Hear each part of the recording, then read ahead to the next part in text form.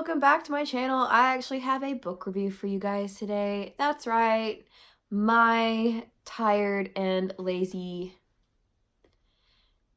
person actually read a book, and that is The Haunting of Hill House by Shirley Jackson. This is the Penguin Classic Horror cover. We got this in last month's Owl Crate, and I actually sat down and read it. So yeah, now we're gonna talk about it. So Hill House, The Haunting of Hill House is about a group of people who are staying in, obviously, Hill House, where the book gets its name. Dr. Montague invites three people. Luke, who is the person who will inherit Hill House eventually. Theo, and Eleanor. Eleanor is kind of like the reader's, eyes and ears in the book. We follow her. We're mostly in her head for the most part. And so, yeah. I did not like this book. It is atmospheric. I will give it that.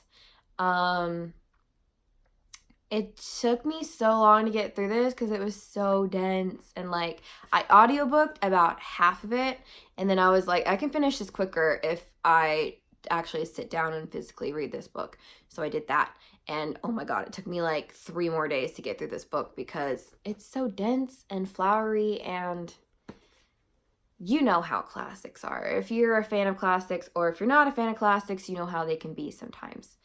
But it wasn't scary. I don't understand why people call this the greatest horror story ever or whatever. I'm like, please give me a break. I would rather go read The Turn of the Screw, to be honest, because I personally think it's a better story than The Haunting of Hill House. But you don't ever really see a ghost. I mean, the most you get is knocking and Eleanor's name being written in blood and chalk, the typical things of a haunting. But you don't actually ever see a ghost at all. You never see a manifestation. But the one thing that I did was towards the end, Eleanor, the house broke her.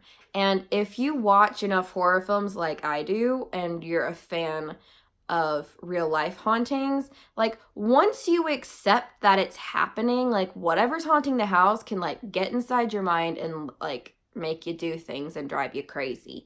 So the last 30 pages, Eleanor is fuck it, I give up. You can have me. Whatever the house wants can have it. If it wants me, it can have me. I don't care anymore. And she kind of starts to go off the rails to the point where Dr. Montague is bitch, you need to leave or bad things are going to happen. And then she ends up crashing her car. So I'm while she's doing it, she's asking herself, why am I doing this? I don't understand why I'm doing this. And it's because the house basically drove her to madness. Now we're going to discuss the Netflix series. I personally will not be watching the Netflix series because I watched one episode a couple months ago, and yeah, it's kind of creepy and everything, but it didn't really interest me all that much. And upon further research, it absolutely has nothing to do with the book besides the title. And it has a couple of the characters, but they've changed backstories and everything. So I will not be watching the Netflix series. So yeah, that is my book review for The Haunting of Hill House. Like I said, I didn't like it. I gave it 2 stars on Goodreads, but I'm not getting rid of this because I freaking love this edition.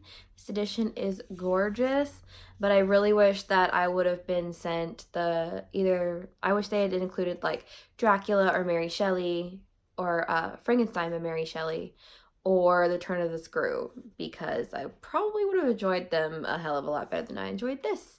And as you can see, up there is my October TBR, so I'm just going to tack that on to the end of this.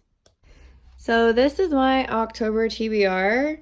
I have Ghostly Beacons, Haunted Lighthouses of North America, which is technically my stepdad's book that I need to finish, America's Most Haunted Hotels, Ghosts of Country Music, Haunted Graveyards of the Ozarks, Hell House, And for fiction, we have Crimson Peak, the novelization, Supernatural, Nevermore, Horns, The Woman in Black, and My Plain Jane, and also the Bone Houses that came in this last month's Owl Crate. So that's all I have for you guys today. So I will see you guys later. Bye!